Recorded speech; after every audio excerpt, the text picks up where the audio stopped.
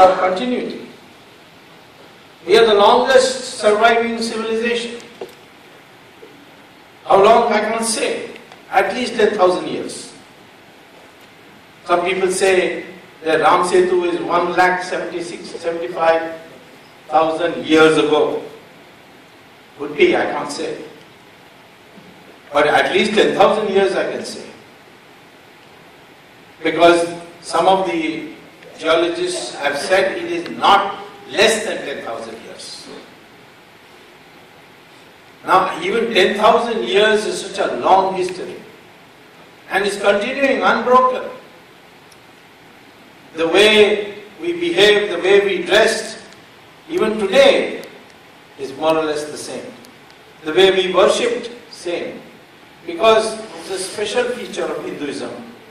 It is not based on a prophet. It is not based on one book. And is not based on one central religious place. In fact, the most scientific approach to religion, if you want, it's the Hindu religion.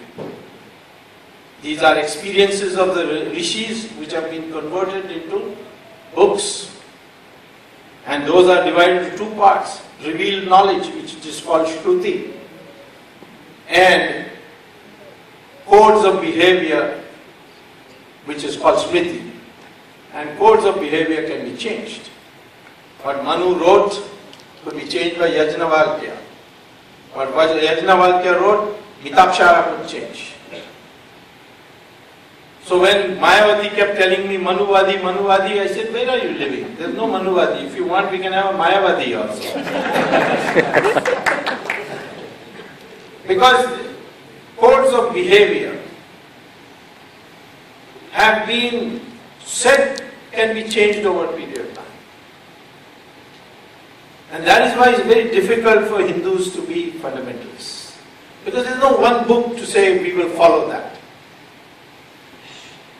You see, when in Bible it was said that the earth was flat and the sun went around the earth, and Galileo said, no, that's not quite so. They made his life miserable, put him in prison, tortured him, and ultimately he recanted, said, okay, Bible is right and I'm wrong. But Hindus have never said that the sun goes around the earth. They've always said the earth goes around the sun, because we discovered the astronomy so long ago. So as a consequence, we find that every concept is tested in Hinduism according to the observed reality and makes it a scientific religion. That's why fundamentalism is not possible, because fundamentalists, you have to believe in something that is said in the book. There is no book. We have many books. It's like a cafeteria. Hinduism is like a cafeteria. Go and take whichever dish you want. You can even be a non-believer in God, Nastik, in Hinduism. So this flexibility is another feature which has meant why we are which is another feature which makes Hinduism strong. And this continuity is based on scientific structure of its theology. Now, finally, another strength of Hinduism, which we are in danger of losing, it is the view of society, which is an integral view. When I was a student at Harvard, when I first went to get my PhD, my classmate, an American, asked me, can I ask you one question? I said, what is it? He said, why you Indians followed Mahatma Gandhi? So I said, why, what's wrong with Mahatma Gandhi? He said, he doesn't dress properly. How can you follow a person who doesn't even dress properly? Yes, it's true that Gandhi just put a little lavoti and he went around bare-chested and so on. And then I thought about it. I asked him, do you think in your country leaders have to be very well dressed? He said, yes, they must wear fine ties, lovely starched shirts, coat, shining shoes. Otherwise, we will not accept them as leader. Nixon lost the election to Kennedy partly because he didn't shave properly in the national debates. It's there in Theodore White's book. And one of the reasons Nixon lost is that compared to Kennedy, who came after a bath, very well dressed, Nixon came with the 5 p.m. shadow, as they say. Similarly, there are religious leaders in the West. They are also dressed in pomp. See the Pope, he's in a satin gown, diamond necklace, ruby necklace, sapphire necklace. Look at the cape he wears, it's full of jewels. But look at our sadhus. You take Swami Dayanand Saraswati, or you take Swami Chandrasekhar Saraswati, or any of them, Sri Ravi Shankar, Baba Ramdev. All these people dress in the simplest possible, with minimum ordinary quality cloth in Bhagwa color. Of course, some can use white also, like Sri Ravi Shankar and the Nath Sampradaya and so on. But it's always very simple. It's not that they don't have money, it's not that they cannot afford the fineries, but they don't. How did this come about? It came about by a stable structuring of society between two rishis, Bhrigu and Bhardwaj. Rishi Bhrigu said that there are 4 sources of power in a society. One is knowledge, second is weapons, third is wealth, and fourth is land. And he said that for a stable society, you should decentralize power so that no one person has more than one source of power. So those with knowledge cannot have weapons, cannot have wealth, cannot have land. They were called Maharishis or Brahmins. Those with wealth, those with weapons would be kings. But policy making, they will have to go to the Brahmin, wash his feet and ask for a direction of what is to be done. And those with wealth, there was nothing wrong with making wealth. But unless you engaged in philanthropy, you were not provided any status in society. Same thing with those with land, they must produce for the people. And those who were pushed out of society and were called later on as scheduled caste, their children were not scheduled caste. Valmiki's parents were scheduled caste, but he himself was a Maharishi who wrote the Ramayana. In fact, birth had nothing to do with this Varna system that we devised. It was a decentralization of power system where you venerated the person with knowledge and sacrifice to the top. And that's why Gandhi, Jayaprakash, all our sadhu sannyasis, they are venerated because of the sacrifice that they represent. Why we worship Rana Pratap, who lost the battle, ended up eating chapatis made out of grass, or Rani Jhansi, or Subhash Chandra Bose, or Kata Bomman in Tamil Nadu, or Rani Chennamma in Karnataka. Even though they lost the battle, they were not winners, but they represented sacrifice and courage. That is why we venerated them. So, therefore, this structuring of society is unique because other societies, material wealth is the determination of your social status. Here it is not. It is sacrifice and knowledge which was the determinant of your social status. And everything else had to be subservient to that. Today, when people talk about corruption, they say, why is corruption increasing so much? It's because we are forgetting this. Now money is becoming everything. Social status is dependent on how much wealth you have, and there's going to be greed. If there's going to be greed, there's going to be corruption. And therefore, this Sanatana Dharma concept that you must achieve material prosperity with a harmonization of advancement of spiritual values, that is what has kept us continuing growing, and this is one of our pillars of our strength. Now we come to the question of our weakness. And there, our weakness is our strength also. Our strength is our individualism. There is nothing to say that you must follow this prophet or this church or this book.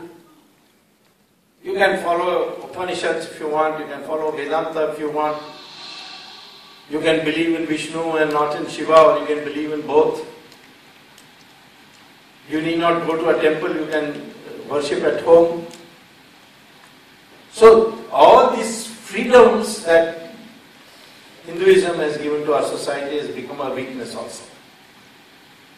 Because we have forgotten that there was a condition behind every freedoms that was given. Chanakya was the first one who articulated it. He said that the country will be decentralized and they will be divided into thousands of janapadas, almost like our district of today. But when there is an emergency, when there is a war, we'll all become one and there will be a Chakravarthy who we will follow. That is his formulation of our society. As long as we are not attacked, as long as there is no war, complete freedom to do what you like. But we forgot this part. Today we are carrying our individualism to such an extent that we don't understand that this society is under attack. And we have to therefore work with the Chakravarthy. Chakravarthy need not be an individual, it could be a concept also. It could be an organization also. But we have to unite to fight. That we don't do. We have got what is called as the Kumbhmela mentality. I went to Haridwar recently when the Kumbhmela was there. 1 crore people had come. I found everybody came on their own. I asked them, did you see some newspaper advertisement that you came on this particular day? They said, no, we see our pachak ourselves and came. 1 crore people come on their own arrangement, no subsidy like for Hajj, you see. Spending their own money, coming, 1 crore people assembled in Haridwar. No acts of violence, no thief, no robbery, nothing. But having collected, I asked them, did you collect because you are all Hindus or something else? I found most of them came because their daughter was not getting married, so they thought if they come to Kumbhmela, maybe God will give them this daughter to be married. Or some promotion is being held up, so it is a promotion. So all become my personal relations with God. So I am making all the sacrifice. I am going to Amarnath, I am going to Vaishno Devi because I have some problem and I want God to respect my sacrifice or my tapasya in going all the way. This personalization of Hinduism is okay up to a point. But when Hinduism itself is under attack, that's when a collective mind must emerge. What Chanakya called as Chakravarthy. So we have to therefore work on that basis. The second problem is we have become too much Satvik. We need to become Virat. Pakistan attacks us in Bombay or Mumbai, 6/11. So many innocent people killed. There are terrorist bombing all over. Pakistan behind it, we know it. We even know that they come from one of the 53 camps in what they call as Pakistan occupied Kashmir. But in the first 2 days, we make lots of noise. Now we'll have nothing to do with Pakistan. But very soon we want to play cricket with them. We want the cinema stars to come here. Sawali groups. Business as usual.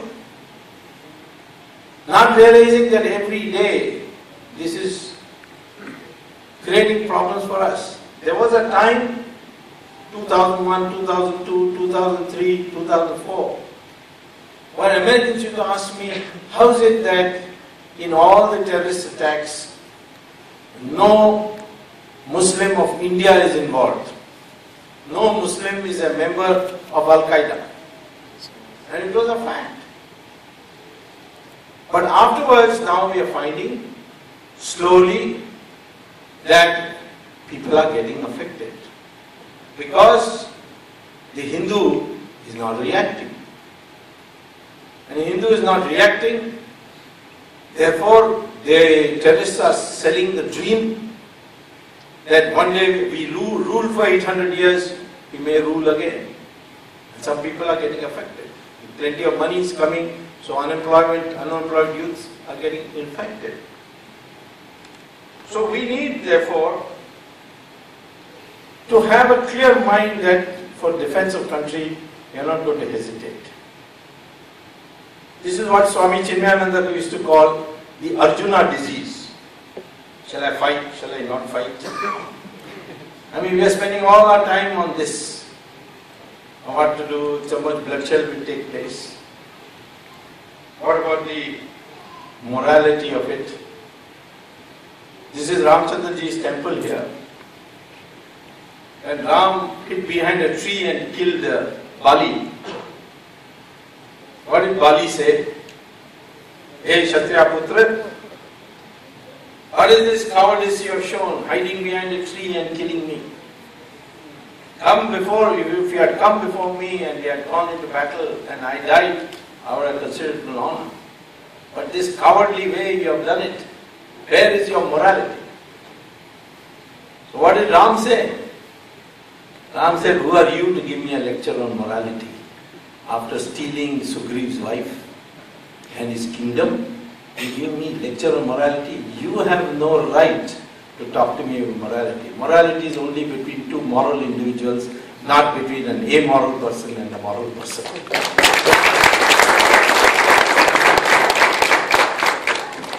Later on, Lakshman asked Ram, strictly speaking, why could you have killed him in the open? He said, why? But he said, Bali was a better person than Sugriva. So yes, Ram said yes, he was a better person. But he had committed to Ravan and entered into an agreement with Ravan, a defense treaty with Ravan. And I have to go to Lanka with an army. Where am I going to get the army? The only way I could get the army is if I kill him and put Sugriva in his place and take Sugriva's army and go to Lanka, and that is why killing of Bali was necessary. This is called strategy. You can't sit there worrying about your personal morals. There are morals which are personal, there are morals which are national. When it comes to defending the nation, we have to use morality in the context of what is good for the nation.